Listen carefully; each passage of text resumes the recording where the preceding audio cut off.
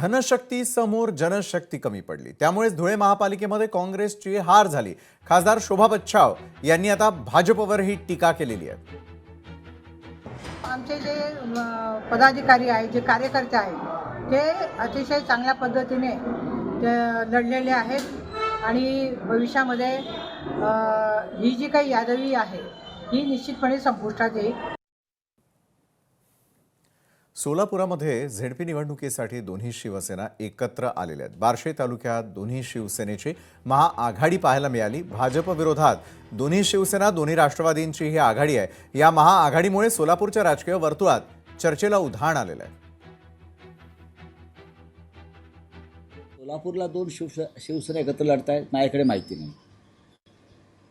माहिती नाही। हा निर्णय अधिकृतपणे झालेला नाही। भारतीय जनता पक्ष हा जिल्ह्यातला आणि राज्यातला सगळ्यात मजबूत पक्ष आहे आणि अनेक लोक, अनेक पक्ष ज्या त्या ठिकाणी अस्तित्वासाठी धडपड करत आहेत। तेव्हा आपल्या अस्तित्व टिकवण्यासाठी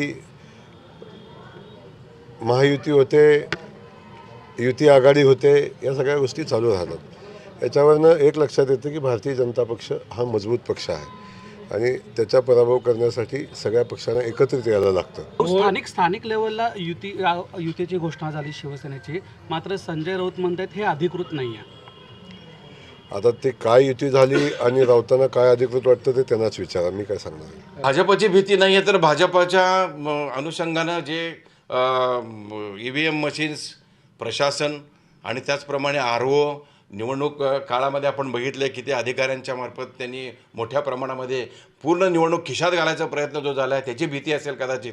परंतु सोपल साहेब एक वरिष्ठ नेते आहेत, मोठे जुने जाणते शिवसेनेचे आमदार आहेत, त्याच्यामुळं त्यांनी काय निर्णय घेतला, कशासाठी घेतला ते त्यांनाच विचारावं लागेल। त्यांच्याशी माझं अजून बोलणं झालेलं नाही। बोलणं झाल्यानंतर मी निश्चितपणे या विषयावर भाष्य करेन। नगरपरिषदांच्या निवडणुकांच्या मध्ये सुद्धा कोकणामध्ये दोन्ही शिवसेना ह्या एकत्र येऊन लढलेल्या होत्या। आजही बार्शीमध्ये जर सोपल साहेबांच्या सारख्या ज्येष्ठ नेत्यांनी हा निर्णय घेतला तर नक्कीच आमच्या पक्षातले वरिष्ठ पदाधिकारी या संदर्भातली माहिती घेतील।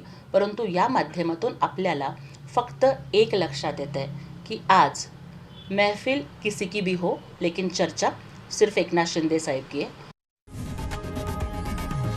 लोकशाही मराठी ऐका, पहा, जागरूक रहा।